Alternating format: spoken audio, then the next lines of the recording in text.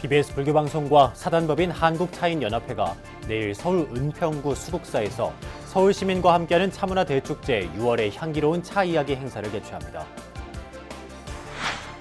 분단의 상징, 비무장지대 BMG에 우리나라 멸종위기 생물 40%가 서식하는 등 세계적인 생태계 보고로 조사됐습니다. 남북 화해와 소통의 시대를 맞아 비무장지대를 소중한 생물 보호 지역으로 보존하기 위한 대책을 알아봅니다. 불교계는 불교 의례의식의 오랜 전통을 지키면서도 보다 대중화하기 위한 불교 의례 한글화 작업을 추진하고 있습니다. PBS 뉴스가 마련한 기획보도 3부작 불교 의례 한글화 어디까지 왔나? 오늘은 첫 번째 순서로 불교 의례 한글화의 현 주소와 문제점을 짚어봤습니다. 진각종이 한국밀교문화총남 사업의 하나로 외적의 침입을 막고 국가의 안정을 기원해온 기도법인 문두루법 복원에 한 걸음 더 다가섰습니다. 조계종 제19교구본사 지리산 화엄사가 새싹 호교 활성화를 위해 운영하고 있는 선제 어린이 문수 청소년 법회가 창립 5주년을 맞았습니다. 화엄사는 어린이 법회 5주년을 계기로 한국 불교의 미래 주역이 될 어린이와 청소년 포교에 더욱 매진할 것을 다짐했습니다. 안녕하십니까. 6월 15일 금요일 BBS 뉴스입니다.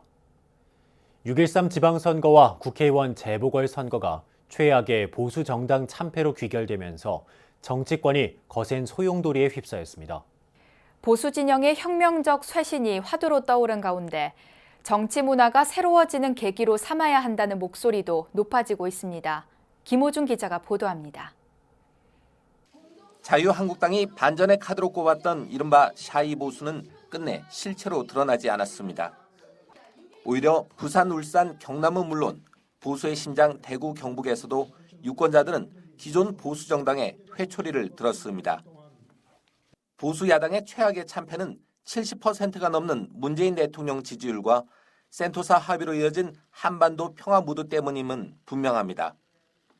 하지만 막말과 발목 잡기 같은 구태 정치를 답습하면서 국민의 마음으로부터 멀어진 것이 보다 근본적 이유라는 지적입니다. 대통령 탄핵이란 초유의 일을 겪고도 개혁을 외면한 채 지역주의와 냉전주의에 의존한 부분도 국민의 준엄한 심판을 받을 수밖에 없었습니다. 지금부터 이루어지는 변화는 우리가 지금껏 경험하지 못한 그런 거대한 변화라고 생각이 듭니다. 냉전체제 70년이 종식이 되고 정말로 풀뿌리 민주주의가 꽃을 피는 그런 대변화로 들어갈 적에 저희 당이 아주 일사불란하게 민주적으로 잘 대응을 하고 이제 출범 2년 차인 문재인 정권의 국정 운영은 탄력을 받을 것으로 보입니다. 반면 야권을 중심으로 한 정치권은 거센 정계 개편의 소용돌이에 빠져들 전망입니다. 자유한국당은 홍준표 대표가 모든 책임을 지겠다며 사퇴한 상황이어서 일단 비대위 체제와 조기 전당대회에 직면했습니다.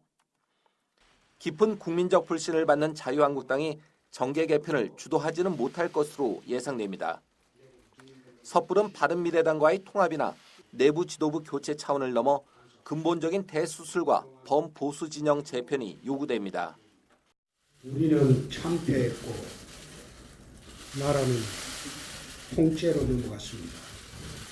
우리 한마음으로 단합하셔서 국민들로부터 신뢰받는 신보수주의 정당으로 거듭나기를 부탁드립니다. 당 간판인 안철수 서울시장 후보가 3위에 그친 바른미래당은 아예 존립 자체가 위태로운 처지에 놓였습니다. 보수인지 중도인지 애매한 당 정체성과 이념이 다른 두 세력이 손을 잡고 있는 것도 한국 정치 풍토 속에서 지탱하기 어렵다는 지적입니다. 대한민국이 어떤 길로 나아가야 할지 새로운 비전과 정책을 고민하겠습니다. 그 속에서 처절하게 무너진 보수 정치를 어떻게 살려낼지 보수의 가치와 보수 정치 혁신의 길을 찾겠습니다. 정치권에서는 당장 당대당 통합이나 해초 모여식의 보수 대통합론이 제기되고 있지만 동력을 얻기는 쉽지 않을 전망입니다. 바른미래당과 마찬가지로 광역단체장과 재보선 합쳐 29곳 가운데 단 한 명의 당선자도 배출하지 못한 민주평화당도 존립을 고민해야 할 처지입니다. 민주당이 원활한 국정 운영과 이를 뒷받침할 입법 동력을 확보하는 차원에서 평화당을 흡수하거나 바른미래당 내 호남 의원 영입에 나설 것이란 분석도 나옵니다. 이번에 우리 국민들은 보수 정치 세력이 다시 태어날 것을 주문했습니다. 보수 쇄신을 넘어 한국 정치가 새로워지는 계기가 만들어질 것인지도 주목됩니다. BBS 뉴스 김호준입니다. 서울 도심의 산사에서 전통차를 함께 맛보고 우리 전통 문화를 체험할 수 있는 축제 한마당이 펼쳐집니다. BBS 불교방송과 사단법인 한국차인연합회는 내일 오전 11시부터 서울 은평구 수국사에서 서울 시민과 함께하는 차문화 대축제 6월의 향기로운 차 이야기 행사를 개최합니다. 이번 행사는 서울시가 후원하며 우리의 다양한 전통 차를 맛보고 다식 만들기, 향낭 주머니 만들기 등 우리 전통 문화를 직접 체험할 수 있습니다. 특히 요즘 웰빙 먹거리로 각광받는 사찰 음식 체험과 108인의 차인들이 펼치는 장엄한 달의 시연 등은 평소 접하기 힘든 프로그램들로 차에 대한 친근감을 높이는 계기가 될 전망입니다. 수국사는 내일 차문화 축제와 함께 오후 5시부터는 나눔과 음악이 함께하는 산사 음악회를 열어 축제 열기를 더욱 끌어올릴 계획입니다. BBS 불교방송은 많은 시민과 불자들이 이번 축제를 통해 우리 전통 차와 문화를 직접 체험하고 실생활에 접목시켜 건강한 웰빙 문화를 만들어 나갈 것으로 기대한다고 밝혔습니다. 분단의 상징 비무장지대 DMZ가 우리나라 멸종위기 생물 40%가 서식하는 등 세계적인 생태계의 보고로 조사됐습니다. 남북 화해와 소통의 시대를 맞아 소중한 생물 보호 지역으로 보존하기 위한 체계적이고 정밀한 대책이 시급하다는 지적입니다. 박성용 기자입니다. 70년 역사의 DMZ는 가슴 아픈 분단의 상징입니다. 그러나 역설적으로 DMZ는 그 시간 동안 우리나라는 물론 세계적인 멸종위기종들의 중요한 서식처, 생명의 보고로 변신했습니다. 환경부 산하 국립생태원은 DMZ 5개 권역 가운데 동부해안과 산악, 서부평야 등 3곳에 대해 지난 2014년부터 지난해까지 3년여 동안 생태계 현장 조사를 벌였습니다. 그 결과 멸종위기종 101종을 포함해 야생생물 5,929종이 서식하고 있는 사실을 확인했습니다. DMZ 일원에서 멸종위기 야생생물 101종을 포함해 총 5,929종의 야생생물 서식을 확인하였습니다. 5,929종의 야생생물은 곤충류 2,954종, 식물 1,926종, 조류 277종, 포유류 47종 등으로 나타났습니다. 특히 국내는 물론 국제적인 멸종위기 야생생물들의 대거 발견은 이번 조사의 큰 성과로 손꼽힙니다. 이 중 멸종위기 야생생물 1급으로는 사양노루, 수달 등 포유류 6종, 검은 독수리, 그다음 노랑부리 백로 등 조류 10종을 포함하여 수원 청개구리, 흰수마자를 포함하여 총 18종이 확인되었습니다. 여기에 지난 2006년 월악산에서 국내 처음으로 보고된 희귀종인 등불 왕거미가 연천군 민통선 지역에서 다시 발견되고 우리나라 멸종위기 야생생물의 37.8%의 서식이 확인된 점도 의미가 컸습니다. 국립생태원은 올해 중부산악, 내년 서부 임진강 하구에 대한 권역조사를 거쳐 DMZ 일원 생태계 조사를 마무리할 계획입니다. DMZ 일원의 생물 다양성 지도, 국제적 멸종위기 야생생물 서식 분포 지도 등을 제작할 예정입니다. 그러나 이번 DMZ 생태조사는 군사분계선 남측 군작전지역이라는 특수성 때문에 정밀 조사가 이루어지지 않은 한계를 안고 있습니다. 이에 따라 남북 간 해빙 무드에 맞춰 DMZ이 전 세계적인 중요한 생물 보호 지역이 될 수 있도록 생태계 기초 자료를 지속적으로 확보하고 보존하기 위한 중장기 계획이 시급하다는 지적이 나오고 있습니다. BBS 뉴스 박성용입니다. 불교 의례와 의식은 불교 신앙의 처음과 끝을 장식하는 중요한 절차지만 그 안에 담긴 의미와 형식을 제대로 아는 불자들은 많지 않은데요. 불교계는 불교 의례 의식의 오랜 전통을 지키면서도 보다 대중화하기 위한 불교 의례 한글화 작업을 추진하고 있습니다. BBS 뉴스가 마련한 기획보도 3부작 불교 의례 한글화 어디까지 왔나? 오늘은 첫 번째 순서로 불교 일의 한글화의 현주소와 문제점을 조윤정 기자가 짚어봤습니다.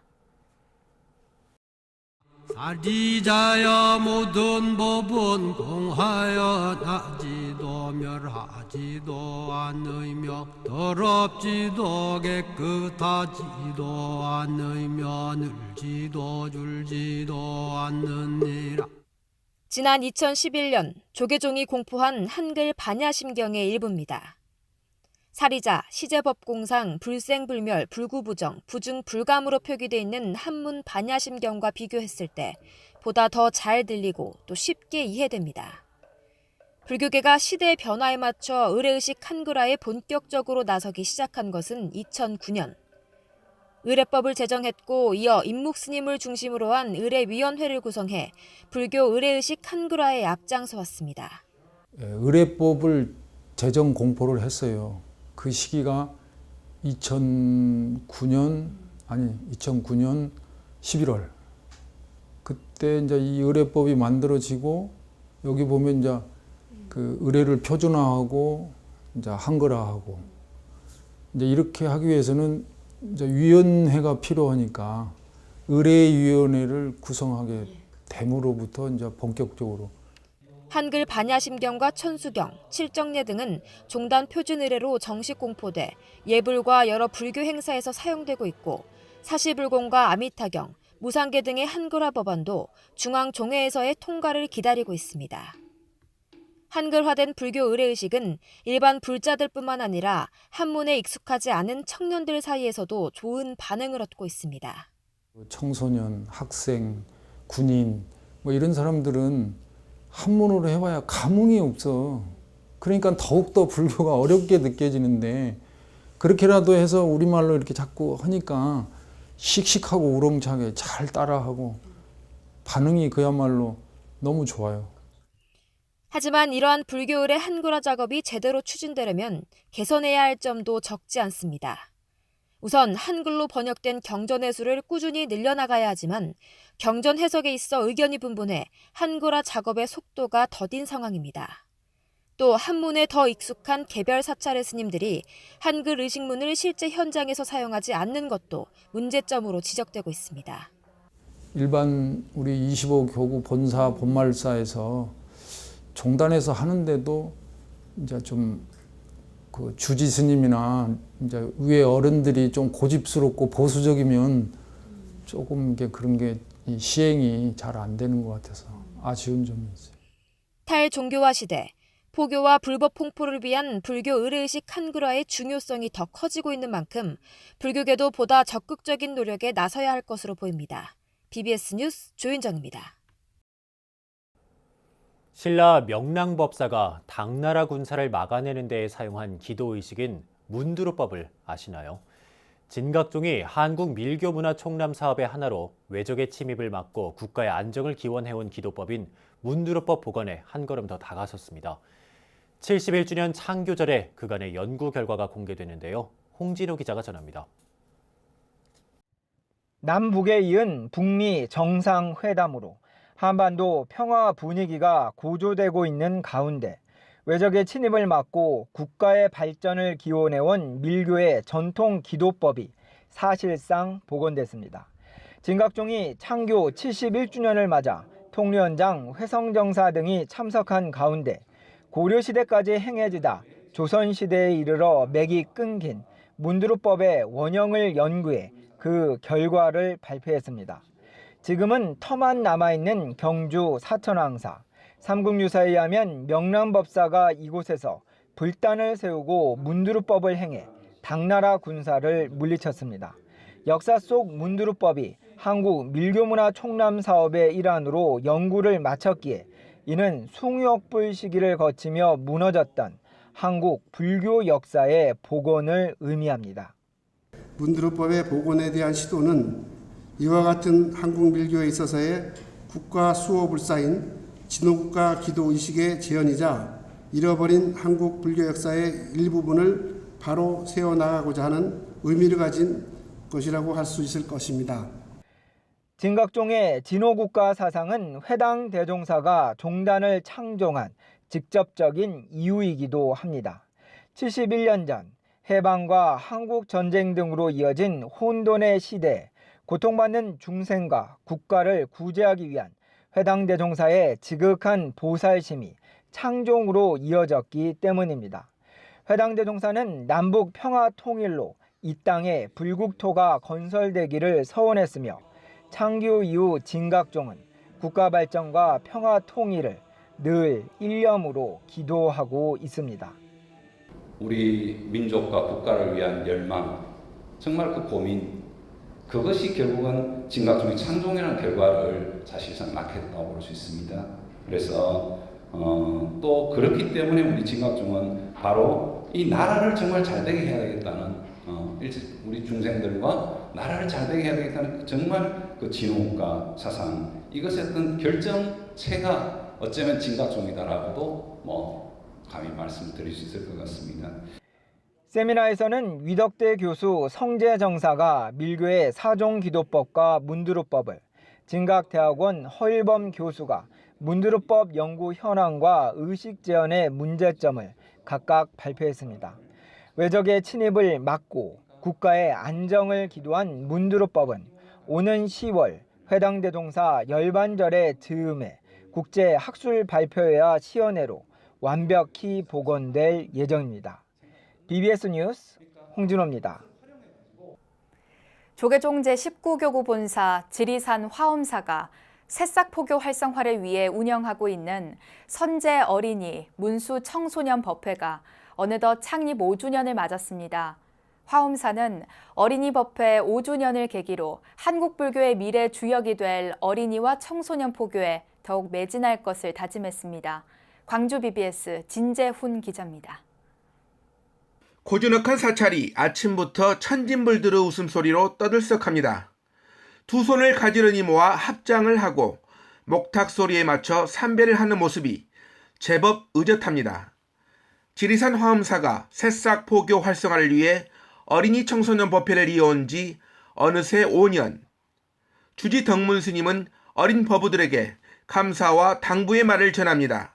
이미 부처님 가르침대로 친구들을 사랑하고 부모님을 존경하고 또 이웃들을 아낄 수 있는 부처님의 자비 마음을 배우고 있는 것 같아서 기특하고 감사의 마음입니다. 어린이나 청소년이나 사찰에서 보내는 시간은 그 자체만으로도 즐거움입니다.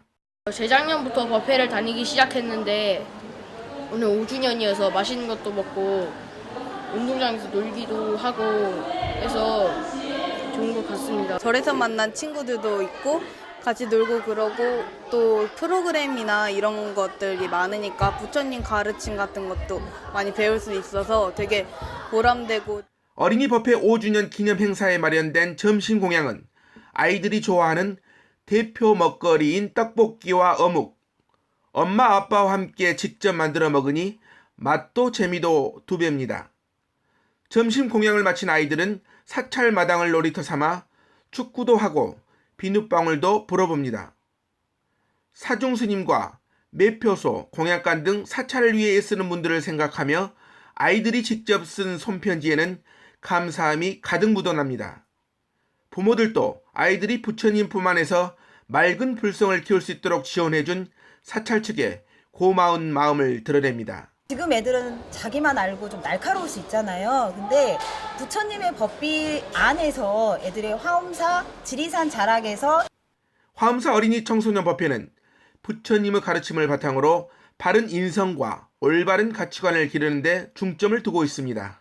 아이들의 얼굴에 미소가 번지고 보다 더 환희로운 그런 어린이 불자로서의 삶이 될 수 있도록 어린이 화엄사 청소년 법회에서 늘 함께 하겠습니다. 매주 일요일마다 아이들의 웃음소리로 넘쳐나는 어린이 청소년 친화도량 화엄사. 아이들의 눈높이에 맞춘 다양한 프로그램으로 침체된 어린이 청소년 포교에 활력을 불어넣고 있습니다. BBS 뉴스 진재훈입니다. 이어서 꼭 짚어봐야 될 뉴스들을 모아봤습니다. 오늘의 알찬 뉴스입니다. 국립민속박물관은 음력 5월 5일 단오인 18일 여름맞이 단오 세시 행사를 진행합니다. 단오는 1년 중 양기가 가장 왕성한 날로 수린날, 중오절, 천중절로도 불렸는데요. 세시 행사에서는 창포물에 머리 감기, 창포뿌리 목걸이 만들기, 단오부적 찍기 체험을 할 수 있고 단오 부채와 절식인 수리취떡을 제공합니다. 별도 참가비는 없습니다.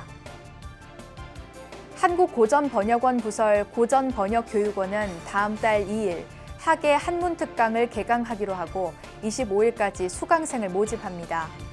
서울 은평구 신청사에서는 박소동 번역원 명예교수가 맹자를 강의하고 권경열 번역원 책임연구원이 논어를 이야기합니다.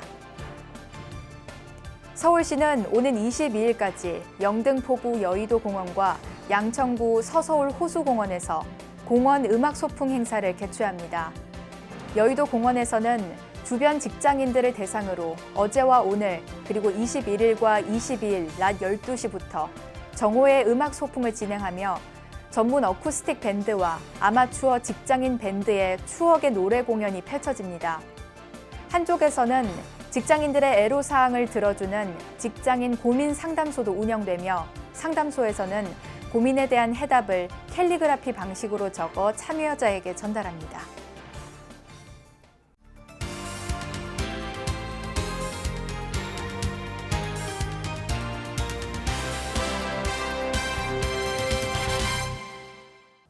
네, 매주 금요일에 보내드리는 BBS가 만난 사람 순서입니다. 4차 산업혁명 시대에 꼭 필요한 창의적 인재 양성에 힘쓰는 대학이 있습니다. 전국 취업률 1위에 빛나는 내실 있는 대학, 바로 코리아텍, 한국기술교육대학인데요. 이 대학을 이끄는 김기영 총장을 전경윤 보도국 문화부장이 만났습니다. 네, 총장님 안녕하십니까? 네, 안녕하십니까? 네, 오늘은 한국교육기술대학교 총장을 맡고 계신 김기영 총장님을 모셨습니다. 한국기술교육대학교, 왠지 저는 과기대하고 좀 혼동이 됩니다. 네. 카이스트하고 같이 비슷한 학교가 아닌가 이런 생각도 드는데 일단 그 총장 하신 지 좀 되셨지 않습니까? 네, 3년 전 넘었습니다. 아, 그렇습니까? 그 최초의 교내 총장이다 이런 얘기가 있던데 이게 무슨 뜻입니까? 그동안에 이제 외부에서 주로 총장하셨습니까? 네, 제가 지금 8번째 총장인데요. 그동안에 이제 외부에서 오셨고 교내 교수 출신은 제가 처음 이제 총장하게 된 겁니다. 네, 제가 말씀드렸습니다만은 한국기술교육대학이 카이스트나 뭐 포항공대나 이런 대학이랑 비슷한 대학이 아닌가 이렇게 생각하는 분들도 있는데 어떤 차이가 있는지 좀 소개해 주시죠. 그럼 뭐 목적이 다릅니다. 한국과학기술원 카이스트는 예. 연구를 목적으로 해서 만든 데고요. 예. 연구개발해서 이제 국가에 이바지하겠다. 우리 대학은 1991년에 생겼는데 그때는 이제 우리나라 경제가 한참 커갈 때니까 좋은 현장에 인력이 필요했는데 네. 그 인력을 좀 교육시켜야 되겠다. 예. 그러려면 좋은 선생님이 있어야 된다. 그래서 직업훈련 교사를 양성하는 걸 목적으로 세워진 대학이 한국기술교육대학입니다. 직업훈련 교사요? 예. 자, 그렇다면은 여러 과가 있을 텐데 다른 학교와 뭐 비슷하게 다 과가 네, 있습니다. 구성돼 있죠? 예. 뭐 유난히 뭐 인기 있는 학과라든지 이런 게 있습니까? 저희들이 이제 공학 계열이 주고요. 6개 학부가 있고 그다음에 산업경영학부 1개 이렇게 7개가 있습니다. 근데 뭐 거의 다 뭐 다 학생들이 좋아하는 학과지만 그중에 이제 산업체에서 요구가 많은 쪽이 아무래도 좀 더 학생들이 그렇죠. 흥미를 가지고 있습니다. 메카트로닉스라든지 아니면 요새 최근에 컴퓨터라든지 많이 전기전자라든지 이런 데가 조금 학생들이 더 관심이 많은 편이죠. 그렇군요. 자, 그리고 장기 현장 실습 제도라는 게 예. 있다고 들었는데 이 무슨 제도인가요? 장기 현장 실습 제도는 우리나라에서 이제 그 공대에서 현장 실습 시작한 지 한 40년 됐는데 예. 실제로 제대로 잘 이루어지를 못했어요. 그게 왜냐면 기업에서 학생들을 잘 돌봐줘야 되는데 그게 잘 안 됐던 겁니다. 예. 그래서 저희들은 이걸 좀 개선해야 되겠다. 그리고 방학 동안에 단시간에 가는 게 아니라 아예 학점을 부여해서 좀 장기간에 해서 실제로 학생들을 한테 도움이 되고 산업체도 도움이 되는 이런 제도를 만들자. 그래서 저희들이 2012년부터 3년 정도 실시를 했고 이것이 이제 호응이 좋으니까 정부에서 지원해줘서 지금 전국의 40여 개 대학에서 이 제도를 실시하고 있습니다. 그 총장님께서 또 인성교육을 굉장히 강조하신다고 들었는데요. 네. 물론 중요하죠, 인성교육이. 네. 근데 이제 아무래도 이제 이 기술교육대학인데 인성교육을 강조한다. 좀 인상적입니다, 그게. 예를 들어서 그 우리가 국민소득도 높고 잘 산다고 하는 저 북유럽 국가들은 굉장히 저 국민소득도 높고 예. 공동체 지수 거의 100에 가까운데 예. 우리나라는 불행히도 국민소득은 3만 불로 그 아주 많지도 않고 적지도 않죠. 중간 이상인데 공동체 지수는 만불 국가보다 낮은 수준이에요. 그렇군요. 굉장히 그거는 우리 모든 각박하네. 국민들이 예. 생각해야 되는데 그런 걸 하려면 기본적으로 그 인성 교육을 좀 시켜야 되겠다. 그러니까 물론 이제 집에서도 해야 되고 초등학교도 해야 되지만 이제 사회하고 마지막 접점이면 대학에서도 해야 되겠다. 그래서 저희들이 이제 인성 교육에 굉장히 중점을 두고 있습니다. 네, 많은 이들이 가고 싶어하는 대학 한국기술교육대학교의 김기영 총장님과 얘기를 나눠봤습니다. 오늘 말씀 대단히 고맙습니다. 네, 고맙습니다. 삼귀와 반야심경 봉독 등 일상적인 법회 의식은 물론 연불과 기도, 공양, 다비에 이르기까지 우리나라 사찰에선 수많은 불교 의례가 오랜 전통으로 이어져 오고 있습니다. 하지만 불교 신행의 핵심 요소인 의례 속에 담긴 의미와 형식을 제대로 이해하고 있는 불자들이 많지는 않은 것 같습니다. 더욱이 고령화와 출가자 감소 등으로 불교 의례 의식 분야의 전수자 숫자도 줄어들고 있는 현실입니다. 불교 의례는 스님들의 전유물로 일반 불자들은 그동안 불교 의례하면 너무 어렵다는 인식을 갖고 있었습니다. 의례 의식을 제대로 알고 이를 실천하는 노력, 진정한 불제자로 가는 길이 아닐 수 없습니다. 네, 이상으로 6월 15일 금요일 BBS 뉴스를 마칩니다. 여러분 고맙습니다.